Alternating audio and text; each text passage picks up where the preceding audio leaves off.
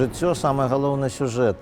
Так лічыць моя сённяшняя суразмоўца, прафесор, доктар філалагічных навук Галіна Тычко. Актуальныя праблемы сучаснасці, гісторыя, культура, родная мова і мастацкае слова. Пра гэта і не толькі пісьменнік і публіцыст Навум Гальперовіч гутарыць з таленавітымі людзьмі краіны. Галіна Казіміровна, ну от, як сказаў паэт, парафразуючы яго, з чаго пачнём? Пачнём з радзімы. Пачнём з радзімы. Вось якраз ваша радзіма Мёршчына. Я ведаю многіх паэтаў, пісьменнікаў з гэтага края, і ўвогуле Леонід Матэлінак, былы рэдактар газеты Мёрскай. Ён напісаў такую кнігу цікавую, зрабіў, дзе апісаў усіх многіх паэтаў і пісьменнікаў гэтага краю. Увогуле я там бываў не адзін раз, гэта мне таксама вельмі падабаецца ваша зямля. І вот ваша вёска, якой сёння ўжо, напэўна, няма. Я там жыла до 17 гадоў, і адтуль менавіта я чэрпала сваё ўяўленне пра радзіму, пра родны край і свае такія жыццёвыя прынцыпы. Таму што з дзяцінства мяне акружала гісторыя. Там вельмі шмат было цікавых помнікаў, там вельмі шмат было цікавых людзей, якія, на жаль, потым павінны былі пакінуць у 19 яшчэ стагоддзі межы нашай Беларусі. Гэта і Дмахоўскі Генрік, дом якога быў, можна сказаць, побач. Гэта ў больш позняй часы, там, ведаеце, Дзесна, такі самы маленькі горад Беларусі. Там нарадзіўся і вучыўся Ян Гушча, які потым вельмі шмат зрабіў для беларускай культуры. І быў не толькі польскім паэтам, але і выдатным перакладчыкам усёй нашай беларускай літаратуры. Ну і, канешне, мае настаўнікі першыя, якія былі выпускнікамі Дзвінскай гімназіі, это цяпер Даўгапілс. І яны навучылі мяне любові да роднага. Ну і, канешне, мае бацькі, якія вучылі, што найважнейшае для чалавека захоўваць сваю чалавечую годнасць, быць прыстойным і сумленным. Сёння вы працуеце для маладых будучых журналістаў. І я вот спецыяльна выпісаў тое, што вот вы выкладаеце. Я паглядзеў на вашым сайце «Асновы літаратурна-мастацкай творчасці», спецыяльнасць «Літаратурная работа», лекцыі «Практычныя заняткі», мастацка-публіцыстычныя жанры, гісторыя беларускай літаратуры 19 стагоддзя, сучасная беларуская літаратура, беларуская літаратура 20 стагоддзя. На працягу жыцця я вельмі шмат выкладала самых розных дысцыплін. Ну і ў сённяшні час я хутчэй займаюся мастацкай публіцыстыкай, якая непасрэдным чынам звязана з літаратурай. Што датычыць студэнтаў і іх стаўлення да беларускай літаратуры, да літаратуры ўвогуле, то, як вядома, яно неадназначнае. Усе гавораць, што студэнты мала чытаюць. І гэта праўда. Яны чытаць не любяць кнігі. Яны не любяць не толькі чытаць беларускія кнігі. Ні замежную літаратуру яны слаба даволі ведаюць, ні рускую сучасную літаратуру, ні нават класіку. І з аднаго боку гэта мяне спачатку здзіўляла, насцярожвала, а потым я зразумела, што трэба да гэтага пакалення мець проста іншыя падыходы. Яны людзі новага часу. І цяпер вось мы жывем у інфармацыйным грамадстве, і яны трошкі чэрпаюць веды з іншых крыніц. З часам вось гэтае мысленне, якое пераважае сёння ў іх, эмацыянальна, якое скіравана хутчэй на карцінку, чым на тэкст. Магчыма, з часам яно ў іх пройдзе. І з узростам яны будуць звяртацца да класікі, да якасных твораў, да сапраўднай літаратуры. Я вось у гэта веру. Ну, увогуле, канешне, журналістам, як вы лічыце, патрэбна ведаць літаратуру? Журналістам неабходна ведаць літаратуру, таму што без літаратуры не выпрацуецца нармальны густ журналісткі. Яны не навучацца добра пісаць, яны не навучацца адчуваць чалавека. Я ведаю, што у вас больш за 200 навуковых прац, манаграфій, артыкулаў. І вось зусім нядаўна я прачытаў ваш артыкул у «Полымі» пра Владимира Колесника. Так, Владимир Андреевич Колесник – гэта асобны этап у маім жыцці чалавечым, творчым. Быў перыяд, калі я працавала ў СМІ, працавала ў газеце «Штотыднёвіку літаратура і мастацтва» і ў часопісе «Полымя». І, як вядома, большасць сваіх літаратурных твораў Колесник Владимир Андреевич публікаваў менавіта ў гэтых выданнях. І працавала з ім многім непасрэдна я. І мы нават вялі перапіску. Потым нават гэтае ліставанне было апублікавана ў кнізе ўспамінаў пра Колесника. Такая вялікая выйшла кніга. Зараз яго землякі выступілі з ініцыятывай, каб выдаць кнігу яго твораў. І самае цікавае, што калі мы пачалі працаваць з Кастусём Алексеевичам Цвіркам над гэтай кнігай, мы туды вырашылі змясціць з яго спадчыны самае лепшае. І самае цікавае, што было ў гэтай кнізе, апрача яго такіх вельмі грунтоўных навуковых прац, гэта былі яго ўспаміны пра Вялікую Айчынную вайну. Ён ваяваў, ён ветэран вайны. Яго лёс склаўся неадназначна. Яго каханую дзяўчыну забілі фашысты. І ён на працягу жыцця гэта вельмі ўсё глыбока перажываў.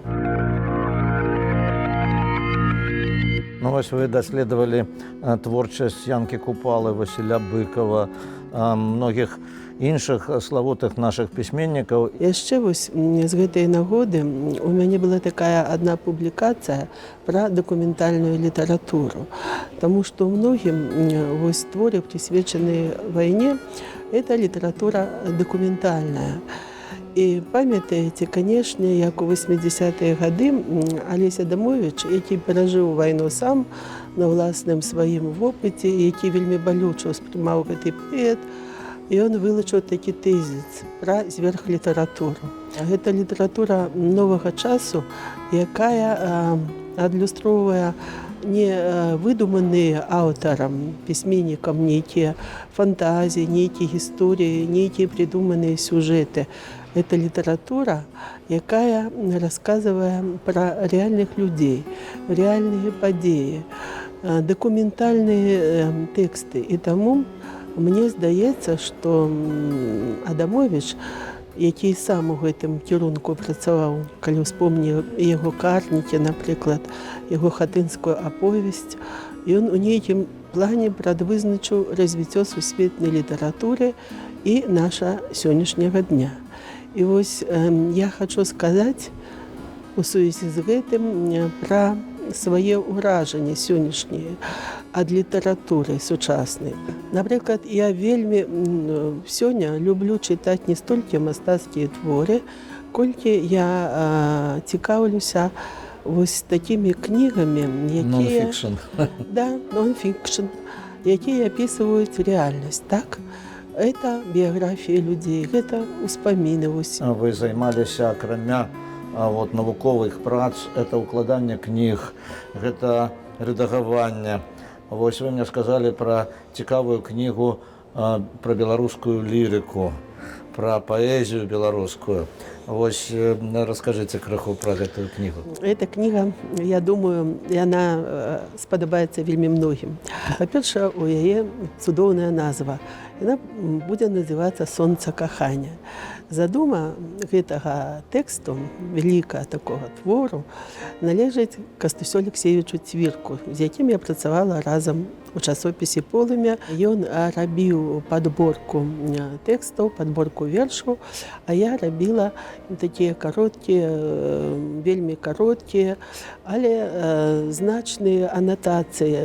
Это быў расказ пра кожнага з аўтараў, пра біяграфію і пра асаблівасці творчасці. Вось гэтая кніга, яна ахоплівае вельмі вялікі перыяд развіцця беларускай паэзіі, менавіта лірычнай паэзіі.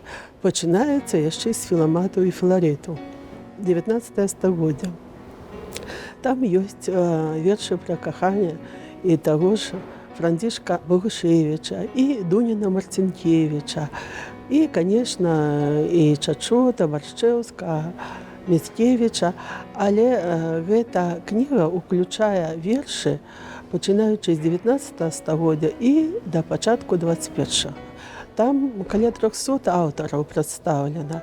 І мне настолькі падабаліся гэтыя тэксты, што я прыходзіла дадому, я званіла сваім знаёмым, я званіла сваім сваякам, сябрам. Я зачитывала гэтыя вершы, пасылала па інтэрнэту, па вайберу. Я прыходзіла на заняткі, некаторыя творы я чытала студэнтам і говорила: паглядзіце, наколькі это хораша, наколькі это прыгожа. Я памятаю і пісьманкова вершы. Нават вось, памятаеце, быў такі Сымон Блатун, якога памятаю. Хороший паэт, унікальны паэт. І Рудкоўскі.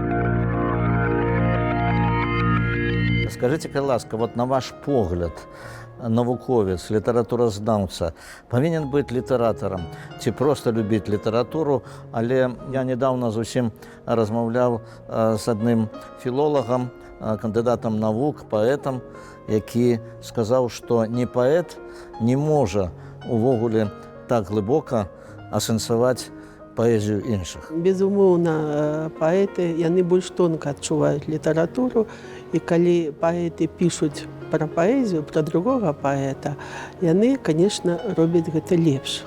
І цікавей значна, і прыклады могуць падабраць лепшыя. Яны проста адчуваюць паэзію і паказваюць прыгажосць гэтай паэзіі. А навукоўцы, яны маюць такую здольнасць, што яны могуць зрабіць усё нудным, нават паэзію.